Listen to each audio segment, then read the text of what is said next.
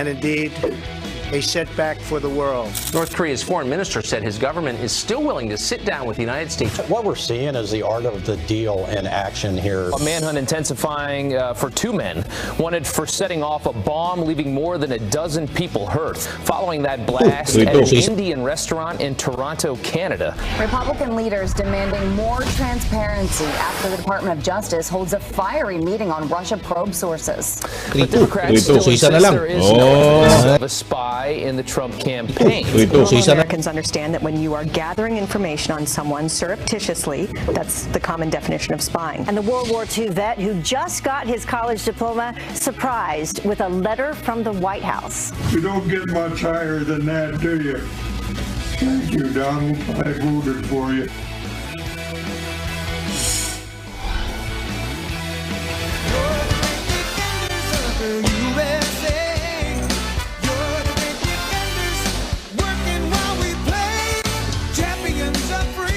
You're looking live from the deck of the U.S. Intrepid Museum on the west side of Manhattan, and that, later on today, will be the origination point for our premiere of our summer concert series brought to you by Keurig.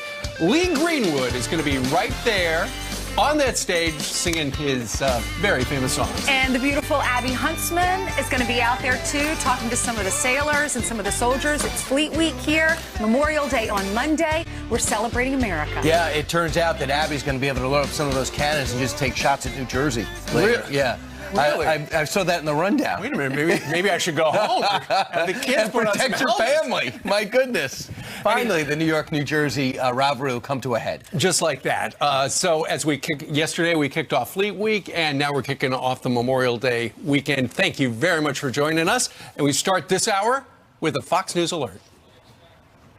And a manhunt is intensifying right now for two bombers wanted for setting off an explosive inside a restaurant in Canada. Wow, I wonder what's behind this. The bombing near Toronto leaves 15 people hurt, with 3 in critical condition. Todd Pyro has been following this story, and he joins us live from the newsroom with the very latest. Todd?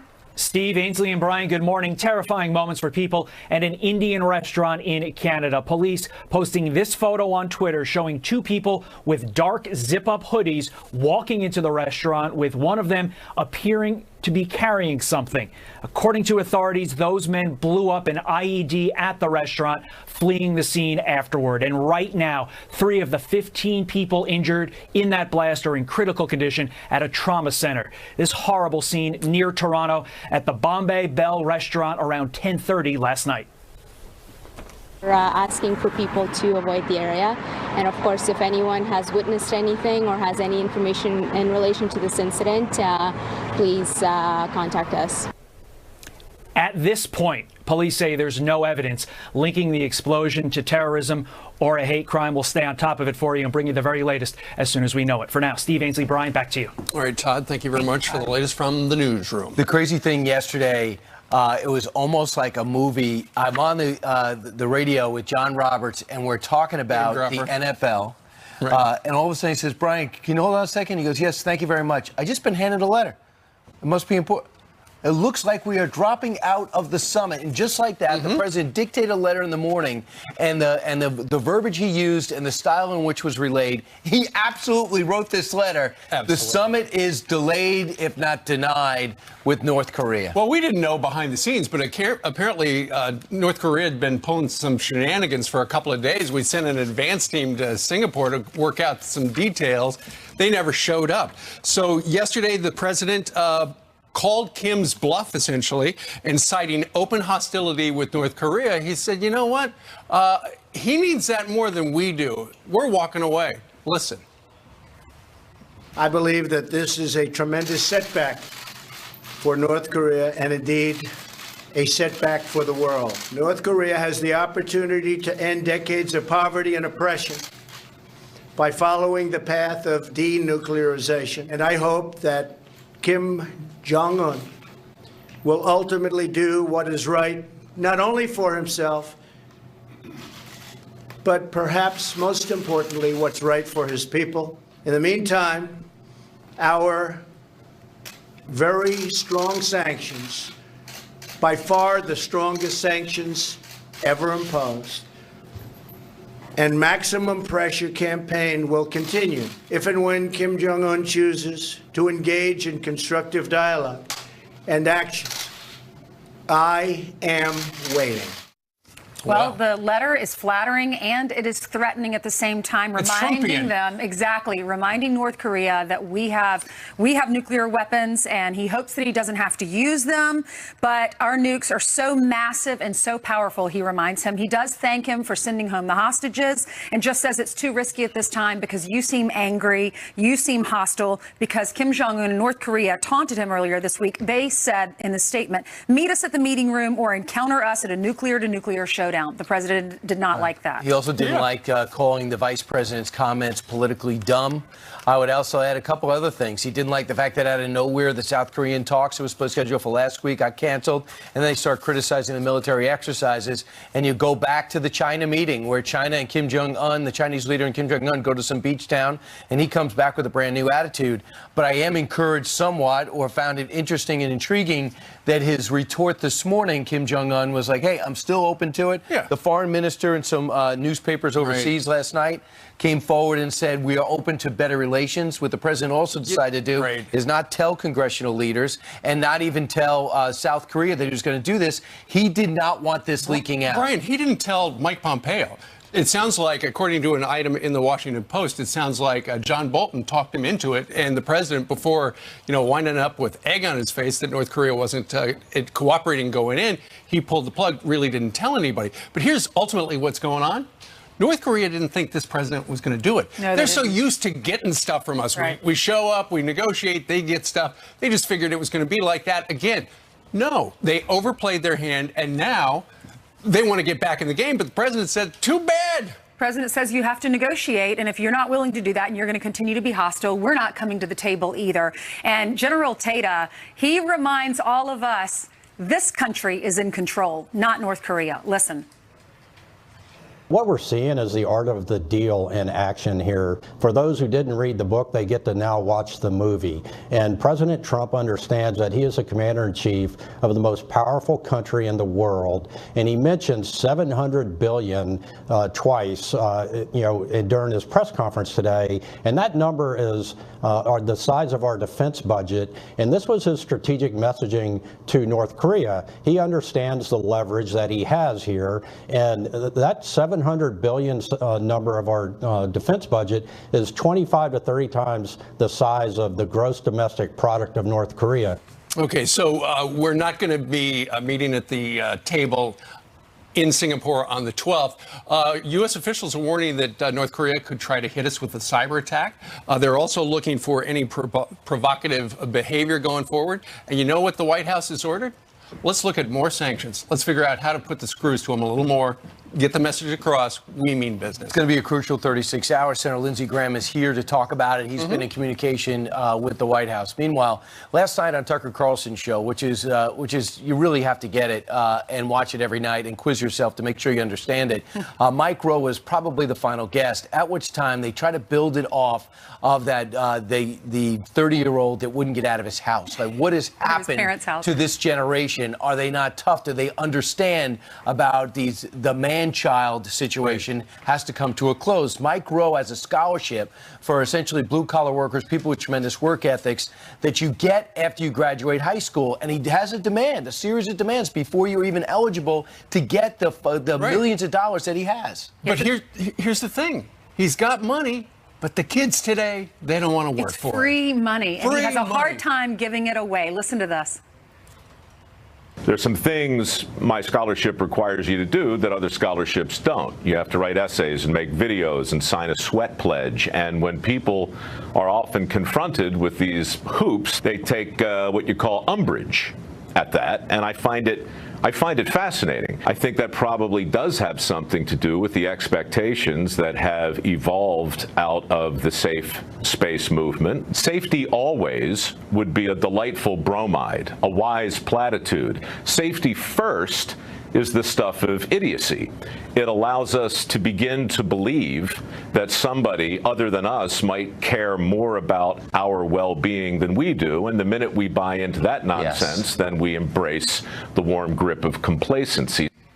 My, how times have changed. Right. Free money, they don't want to work for it. By the way, Brian mentioned that 30-year-old guy who was ordered to leave his house by his parents. His parents took him to court yesterday that finally decided, the judge did, he's got to be out of the house by June 1st. They're giving him one more week, and then that guy's going to have to find a new place and find somebody else to make him Meanwhile, breakfast. he's suing his workplace because they tried to make him work on the weekends. Right. Darn Best Buy. And I will say this, there's a lot of 22-year-olds that are watching us now that just, or 18-year-olds that just got out of school or more college and are watching. We're not putting all of you down. Right. We're just saying that too many are looking for the shortcuts, but the ones that don't will really have a chance to shine. Listen, it's a benefit for you guys at home if you're watching and you're a millennial, because you're going to be better than anyone else in your group. Just work really hard, and you won't have as much competition. Like work as hard as Julian. Exactly. Right. I mean, I work so hard. You already did a show. I work harder than you, Brian. Isn't that crazy? I think it is. I think it's true. Yeah, right. Nobody does. All right. Good morning to you. Good morning to you at home.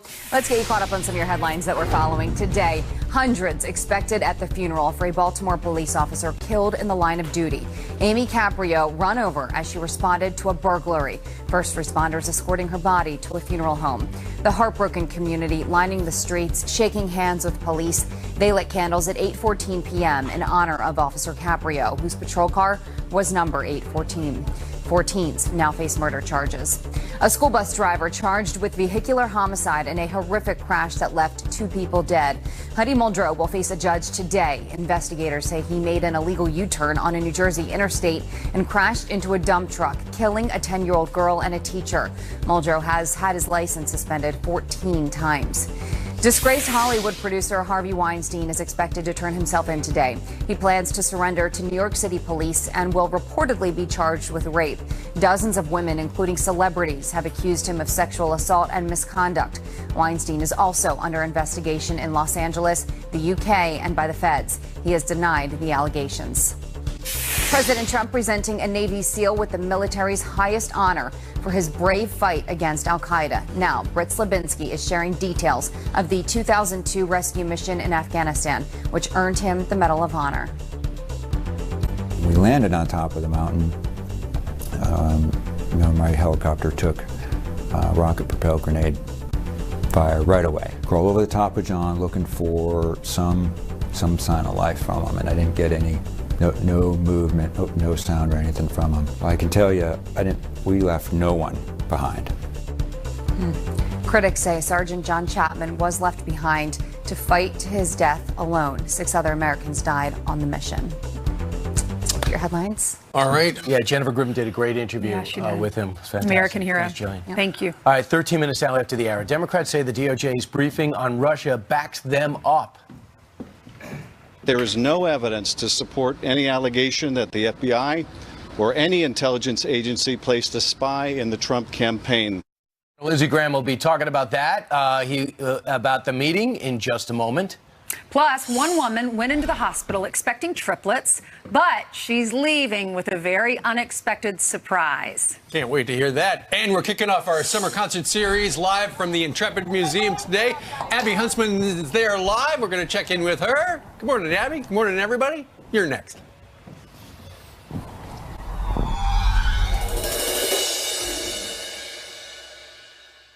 It was relatively abrupt. It happened yesterday morning, and the president just decided after getting up and sleeping on it Wednesday that he will no longer be looking for a Singapore summit on June 12th. What went into that decision? Senator Lindsey Graham spoke to the president. Well, might be seeing him again this weekend, Senator. I was shocked to get that letter.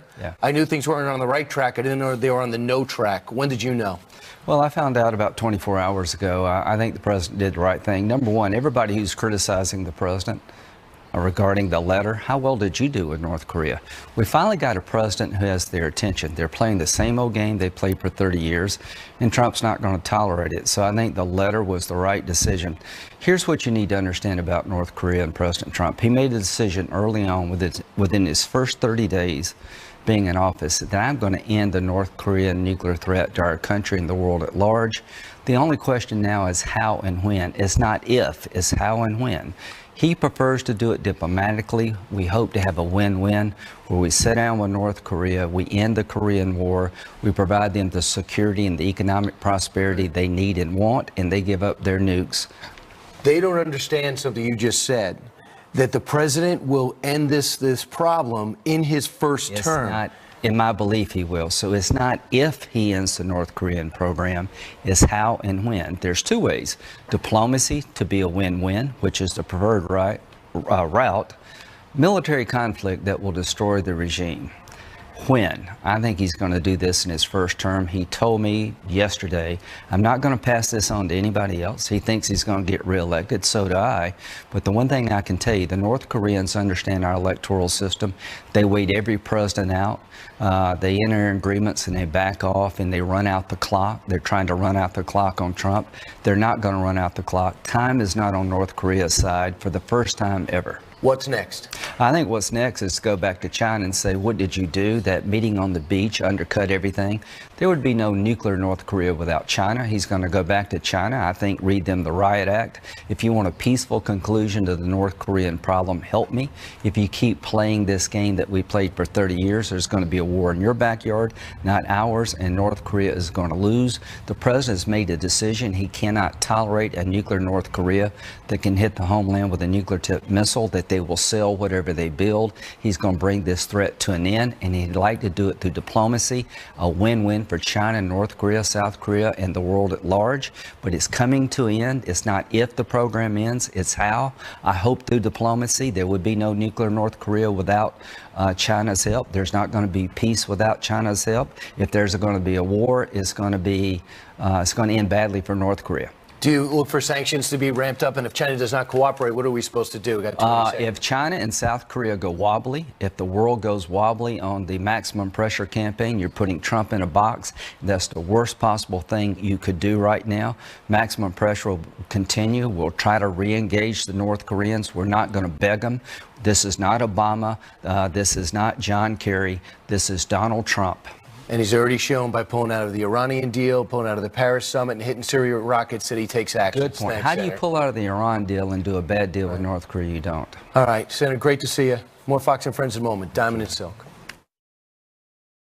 Somehow, we always leave packing to the last minute. Guys, I have a couple of things to wash. Are you African American? I don't understand the question. Well, here are some quick headlines. Remember that lady, Rachel Dolezal, accused of lying again, this time for $9,000 in welfare benefits. Investigators say that she didn't report $84,000 in income and could face 15 years behind bars. The former NAACP leader previously made national headlines for lying about her race. And the school where students hosted a No Whites Allowed event is cutting its staff. According to campus reform officials at Evergreen State College have cut dozens of faculty positions and more layoffs could be coming. The school in Washington State is cutting its budget as enrollment drops. Meanwhile, in other news, the Trump campaign and the RNC have teamed up to take on Silicon Valley over alleged censorship of conservative voices you see online, like social media stars Diamond and Silk. President Trump's 2020 campaign manager, Brad Parscale, saying on our show yesterday. We've had so much incoming about, Diamond and Silk being blocked, other conservative voices. Every day I receive thousands of messages saying I'm being shadow banned. And what we want to do in this letter is to make sure that we understand what's happening. We want to ask them for transparency. I think the public deserves that transparency. And we need to know that conservative voices have a chance to get their message out. And here to react is the social media stars and supporters of President Trump, Diamond and Silk. Hey, ladies, great to see you this morning. Hey, Thank you. Thank you for having us. Of course. So what is your reaction to this? The RNC and President Trump's reelection campaign sending letters to Facebook and to Twitter demanding some answers and demanding that Republicans or conservatives aren't censored. Well, you know what? We're glad to see the GOP and even the Trump campaign speaking out against conservative voices being censored by Facebook and some of these other social media platforms. Yeah. It's not fair for us to be censored. This is not a hoax. This is real. And this is all being done for the Democrats to win an election. We want to know why is Facebook interfering in an election. That's right. By doing these little tactics, by keeping people from seeing different content or keeping people from seeing your pages. So I'm glad that they're speaking out, and we want transparency. Yes, we We're do. about to go into another election. We want transparency. We want this to be an even playing field across the board. And not to mention, we used to garner anywhere and reach anywhere from 2 to over 6 million people per day, and now we only reach about 500,000. We're lucky if we can reach about 500,000 in a day. You know, if Mark Zuckerberg don't get it together, he will be the face without the book or the book without the pages. Well, you know, ladies, what they do is it's not like somebody is reviewing all the content. They have these geniuses out in Silicon Valley. They write these algorithms, and the algorithms decide what is seen and what is not seen. But as Mark Zuckerberg himself said up on Capitol Hill, you know, Facebook is located in a very lefty part of the country. And so those are the people who are writing the algorithms. Well, see, maybe he needs to move in the middle of the country so it can be balanced. That's right. See, you can't have liberals writing everything because it's going to be biased. That's right. They're going to thumb down conservative voices, conservative content, and that's not fair to conservatives. We have a voice in this country, Exactly. too. We have a voice on this platform to conservatives, and our voices have to be heard, too. All right. Lastly, the NFL, in the middle of the thunderstorm of news yesterday, decided, not by unanimous vote, by the way, that they will have a policy when it comes to the Pledge of Allegiance. Stay in the locker room if you can't stand. If you go onto the sideline, you better stand. What's your reaction? Well, you know what? I'm glad that the NFL is coming to their senses because they know that there was going to be no fans left. Listen, you have to stand for the flag. We want you to be patriotic because it's patriotic people that spend their money there that's in the stands cheering you on and paying your salary. That's right. So that's why you need to stand. And Well, you need to also stand to respect our veterans, to respect our flag, and to respect our country. Well, do you feel there's a problem with race in law enforcement? That's the issue that they're taking a knee for. Well, wait a minute. If you want to take a knee, you can go down there and take a knee in Chicago. That's Because right. from what I heard, over 50, 60-some people done been shot up in Chicago by black people and not by officers. So if you want to take a knee, try Chicago, That's right. Baltimore. Take a knee in those places and clean up some of those cities that's ran by Democrats. And why do the NFL continue to feed these grown men with kitty gloves? This is a job. This is a job description. If you don't like the job description, then get another job. That's right. All right. Diamond and Silk joining us from Diamond and Silk World Headquarters. By the way, ladies, what do you do on Memorial Day? How do you celebrate? Going out on a picnic or what? I'm going to eat barbecue, probably be at the parents' house eating on something, eating food. That's right. And we're going to be paying tribute to all of our veterans. We love you all. All right. Very good. Ladies, thank you very much. Have a wonderful holiday weekend. Thank you. All right. Meanwhile, straight ahead on our Friday telecast, a high school prom gets cut short after this. Wow. The dramatic moments caught on camera. Who's driving that boat? That's going to be expensive to fix. Plus, we are kicking off our summer concert series live on an even bigger boat, the Intrepid Museum. Abby Huntsman is there now. Abby? Good morning. Only on Fox and Friends do you get Army and Navy so close together. I can't remember who won football this year. It doesn't matter. Coming up on the show, we've got a live performance, Lee Grimwood, but also president of the Intrepid Museum. A lot to learn. We are coming up right after this. We'll see you in a few seconds.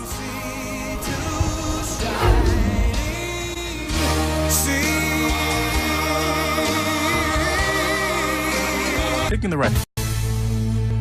You don't get much higher than that, do you? Thank you, Donald. I voted for you. Well, it is our Friday shot of the morning. The World War II vet who just got his college diploma now getting the attention of President Trump. The commander-in-chief writing 96-year-old Bob Barger in Ohio after hearing his incredible story, which we told you about earlier this month. The president writing, quote, "Your hard work, diligence, and passion to learn exemplify the greatest generation's commitment to excellence and the American spirit." Wow, and he's traveling the country talking about his experiences. The former Navy pilot left the University of Toledo 68 years ago after the war, but recently he had enough credits for an associate's degree, so therefore he's celebrating it. You're never too old. He's a graduate, indeed, and he wound up with the presidential note, and as he was revealing in that video, it sounds like he voted for the president, too. It does. He's very appreciative. We appreciate his service. Thank you. We do indeed. All right. Meanwhile, today we are kicking off the summer concert series live from the Intrepid Museum during Fleet Week, and our own Abby Huntsman is there live. Abby? Hey, Abby. Good morning, Ainsley, Brian, and Steve. It is a beautiful morning here. I'm with Susan Marinoff, who's the president of the Intrepid Museum. Also, Colonel Hartman, who's with us as well.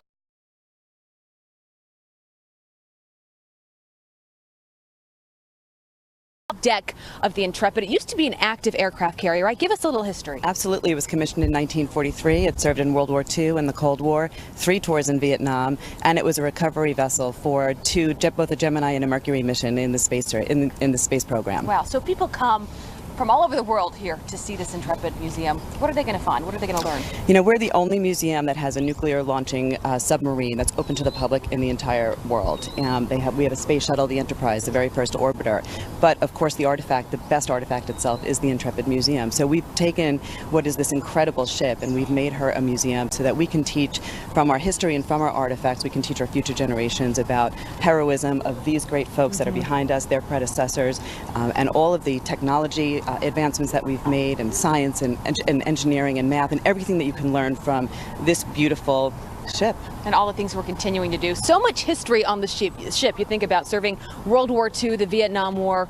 Colonel Hartman, we're here because of Fleet Week this week. So give the American people a sense of what Fleet Week is. Well, obviously it's for the Navy. My dad served in the Navy during Korea, so I have great respect for the Navy. But we did win a recent football game, so I guess that's why, you know, victor spoils. Navy, I don't hear Navy back there. It's the recent win that counts. What have you done lately? All right. But, you know, overall for the Memorial Day weekend, it's always an opportunity. You have to remember the men and women who came before you, the commitment and sacrifice of them and their families, their losses. And it's an opportunity for all of us to really connect with the American public. I can say since 9/11, the American public has been great for all of us. I think when you've been in an airport or a restaurant, the people have been very, very friendly, very open to us. And it's an opportunity always to connect with them. And only about 1% of the population serves in the armed forces. So it's important for us to really develop that connection every chance we get. So there's so many things that come to mind during Memorial Day, but it's really about commitment and sacrifice of the men and women who came before you. And a reminder of how many of our amazing men and women are still doing that every single day. All over the world, right, exactly. How often do you get Army and Navy this close together? Not too often. Not too often. Although this is a good friendly bunch. Yeah. Well, and they come to New York because it's a good time, right? The weekend they can actually interact with. By the way, if you're in the tri-state area and you see any of these folks walking around in their whites, buy them a cup of coffee, buy them a beer, right? Get to know them. I don't know how to keep the stuff so white. I think somebody has a Tide pen or whatever it is. I have a hard time. Yes, we were at the restaurant last night talking to some folks and at the hotel. So it's been a very friendly group and everybody comes together at the right time for the right moments. Great. We all understand what it's all about, really. I have a feeling a lot of people had all-nighters last night. Behind me. You are troopers to be up with us this morning. Later on the show, we're going to have Lee Greenwood on. He's going to be performing God Bless USA. It's a beautiful morning here in Manhattan on top of the Intrepid. So we're going to be here coming up shortly. Steve, Ainsley, and Brian. But as you can see, I'm in very good company. You are indeed. And you've never been safer. Shot. Exactly. Yeah, that's true. It's so pretty to see all the people who have fought for our country, and then you see America, you see these skyscrapers in New York City behind you. That is freedom. What is company policy? Does Abby have to report to work first, or can she go right to the Intrepid? Do we know? She came here first to pick up her information packet and other data. Oh, okay. So just keep that in mind, Jillian. If you're ever on the Intrepid, you got to come to work first. Some people might call this questioning like a little stalkerish, Brian. I'm getting concerned. A little? You need to know where Abby is every second of the morning. I have problems. You know that. You don't know what goes on. That's for another time. Yes. Good morning. Let's get you caught up on some of your headlines this morning, starting with this. A suspected MS-13 gang member accused of brutally killing a man entered the U.S. as an unaccompanied alien child. Police arresting Franklin Patero Rodriguez near Charleston, South Carolina. The once deported illegal is accused of shooting a man in Texas, then setting his car on fire with the victim locked inside the trunk. Police finding him with a loaded pistol, which may have been used in the murder. He is facing several charges. An armed man turns into a hero when he shoots and kills a gunman on a rampage. Police say the Good Samaritan pulled out a pistol and stopped the gunman in the parking lot after he shot a mother and her daughter inside Loews on Lake in Oklahoma City. The family celebrating a birthday when they were attacked. Both are expected to survive. 2 other people are hurt. The shooting appears to be random. We'll talk about crashing the party. How about this? A high school prom is cut short after the yacht they were on rams into a docked boat in the Hudson River.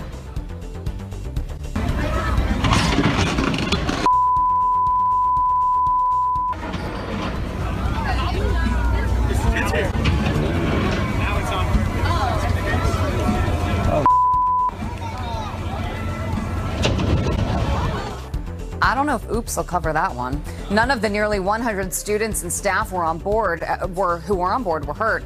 The crash in New Jersey is under investigation right now. All right, just listen to this story. This is crazy. A mother expecting triplets gets the surprise of her life when doctors deliver a 4th baby.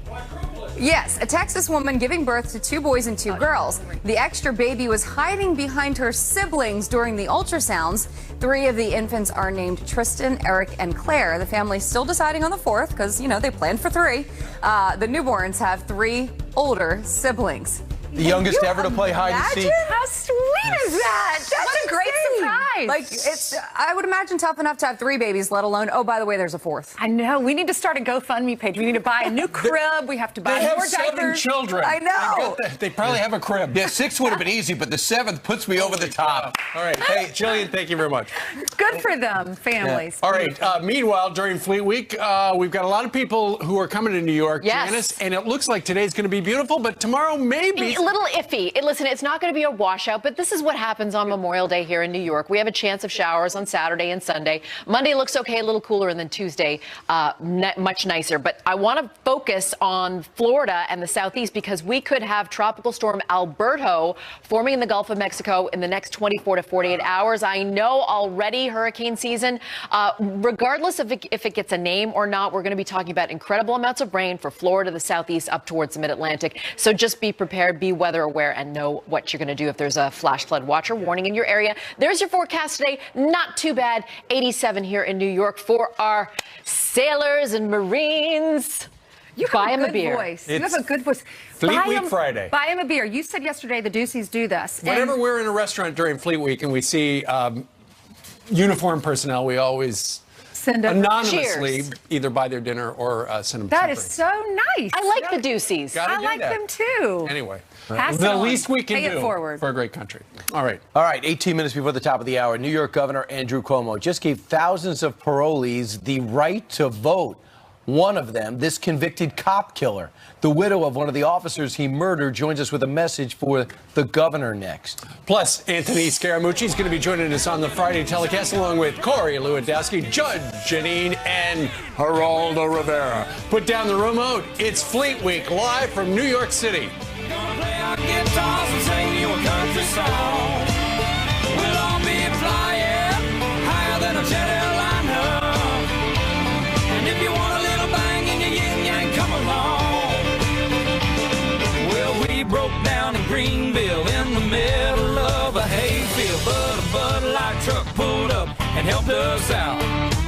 We all share on piling up as we give you this news update, and it's happening for Facebook. You have a failed startup company is suing the social media giant, accusing it of reading text, tracking locations, and listening to conversations through mobile apps. Facebook denies the claims. And is junk food just as dangerous as cigarettes?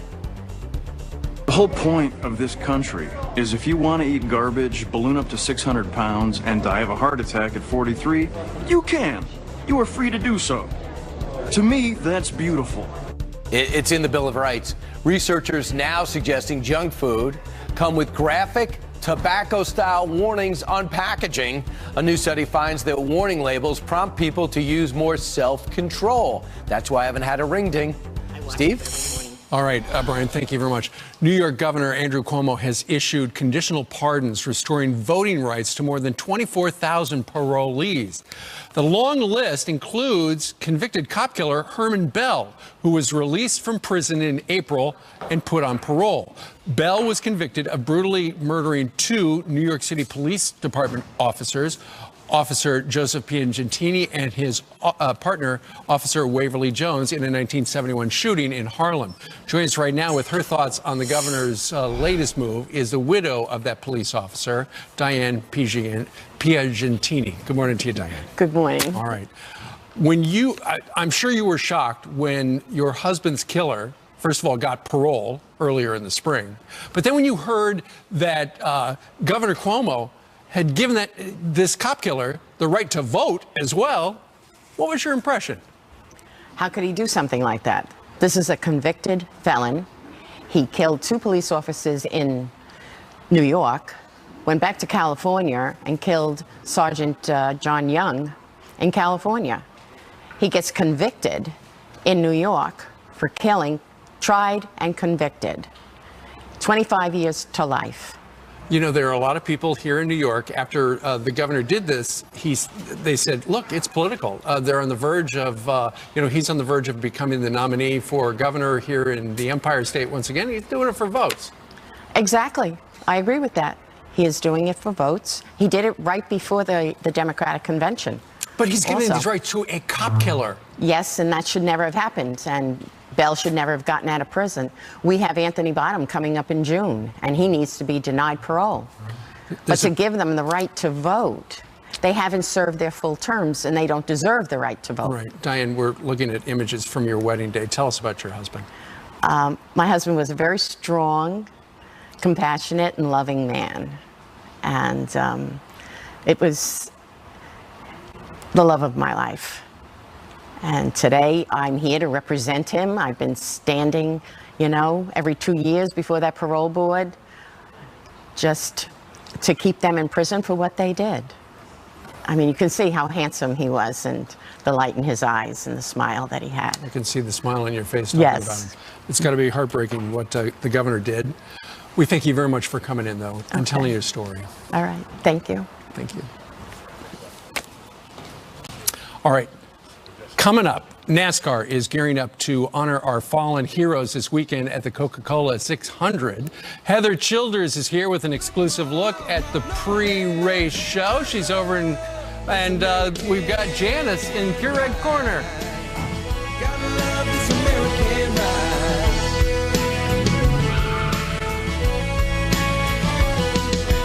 Mama gets her rocks off watching Desperate Housewives. This program is one of NASCAR's biggest races happening this weekend, the Coca-Cola 600, taking place ahead of Memorial Day as the racing world looks to tip its hat to our fallen heroes and honor the legacy they've left behind. And in their pre-race show, they'll do just that with a massive demonstration from some of the Army's finest infantry and paratrooper divisions. All right, Fox and Friends first host Heather Childers has stayed for us. She got an exclusive look at what will all look like this week. It's going to be amazing. They do this every year. I headed down to Fort Bragg, North Carolina with last year's Coca-Cola champion Austin Dillon for an inside look of Sunday's big event. Check this out.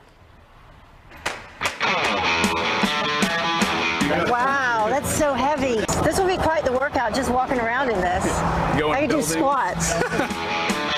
Mounted on here, this is a fully automatic grenade launcher. You shoot grenades to a distance about 2,212 meters, so pretty powerful weapon.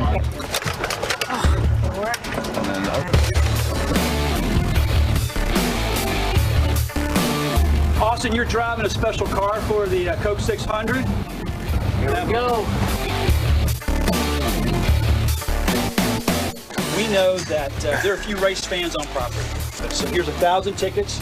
We would love to have them feel loved and honored. What does it mean to you that the NASCAR is so supportive to people that are in the military, their families? We can build monuments. We can throw out, thanks for your service, thanks for doing this. But this is an actual practical example that we're appreciated. In on Memorial Day, when we're remembering our fallen, I think you couldn't do much more. We've always been big supporters of our military. They're the reason why we get to race on the weekends. Anytime you can go out there and ride with military men and women, enjoy just what they do on a day-to-day basis and learn more about what they do, it's very special. We appreciate having you out here.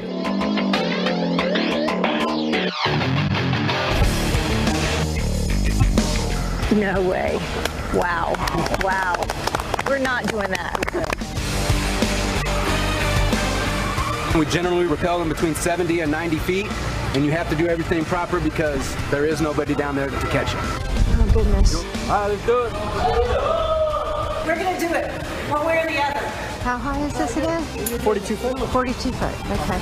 So I guess I'm next. Oh my goodness. What am I doing? Oh my gosh. I don't know if I can do this. Yeah, you can. Want me to look down? Get to who? On rappel. Okay. Just lean back. There's no way I can go bashing into the wall, for real? Keep this hand behind you, you won't go nowhere now. Lean back? Oh my gosh. Oh my gosh. You're almost there. It's a lot easier than you think it is. Yeah, there you go. Yeah. You got this. Holy cow. We made it. I think you guys did it for me, though. Thank you. Woo. All right. Mark that done. Unreal. And it was so scary. I was legit scared. And we will get to see much more, of course, from the Army and their pre-race show Sunday at 6, and it airs right here on Fox. It's the hardest part, just the beginning, when you have to lean back to nothing. into nothing. Yeah, you know, but teamwork. You got to rely on your teammates. You're right. So. You're right. Good job. Thanks for going down there. All right. Meanwhile, 4 minutes before the top of the hour, the summit may be off, but President Trump is leaving the door open for talks with North Korea. Is the whole world seeing the art of the deal at work? Anthony Scaramucci, who worked for the president, is coming here now. Hello. New super.